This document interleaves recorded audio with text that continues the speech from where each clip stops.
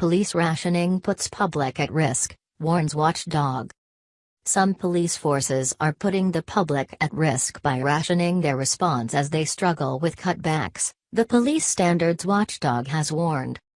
Her Majesty's Inspectorate of Constabulary said some forces are downgrading 999 calls, in order to justify responding to them more slowly.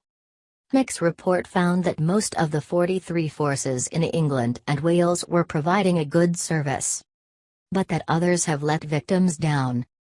The inspectors said there are now too few detectives and in some areas an erosion of neighbourhood policing. The former Chief Constable of Greater Manchester Police, Sir Peter Fahey, said that forces will have to do things differently in the future, if the government continues to ask them to do more with less. Perilous state. In its annual report on forces, the inspectors said officers were arresting fewer people and too many crimes were being shelved without proper investigation. It found that 67,000 people suspected of crimes were not entered onto the police national computer, so that all forces were made aware of them.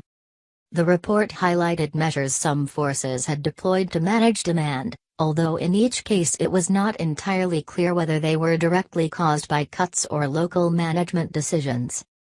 MIC said 3 forces, Hertfordshire, Humberside and Nottinghamshire, had not been responding appropriately to emergency calls during inspections. If a force reclassified or downgraded a call because of a shortage of officers, it could then justify a slower response time, said the inspectors. Devon and Cornwall, Hampshire and Sussex had assessed domestic abuse victims over the phone rather than face-to-face. Other forces appeared to be avoiding classifying violent gangs as organized crime because doing so would stretch resources. We are leading to a very serious conclusion regarding the potentially perilous state of British policing, said Zoe Billingham, the lead inspector. Over the last few years, MIC has said consistently that police forces were managing well in increasingly difficult circumstances. Nonetheless, today, I'm raising a red flag to warn forces of the consequences of what is, to all intents and purposes, an unconscious form of rationing. MIC also warned there was now a national crisis caused by a shortage of detectives, with the Metropolitan Police alone short by 700. One ex-detective has told the Victoria Derbyshire programme why she quit her dream job. These shortages had led to excessive workloads and stress for investigators who were sometimes carrying out complex investigations without the right skills and experience. In one area, inspectors found a uniformed officer carrying out a rape investigation.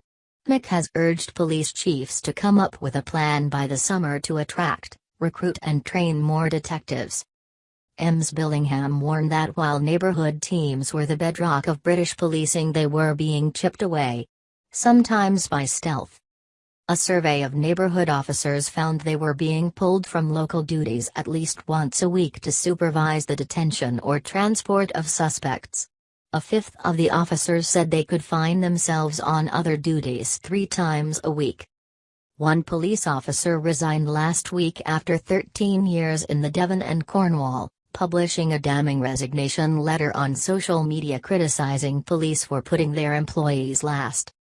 Dr. Alan Billings, South Yorkshire Police and Crime Commissioner, told BBC Radio 4's Today programme, "I don't think I've ever read a report from the inspectorate that was quite as sobering as this."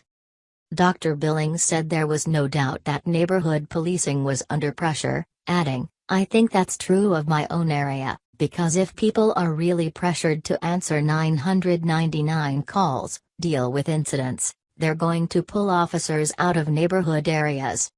He said MIC's report reflects what is happening across the public sector. You can't get away from the fact that all of us are now trying to do more and better with less.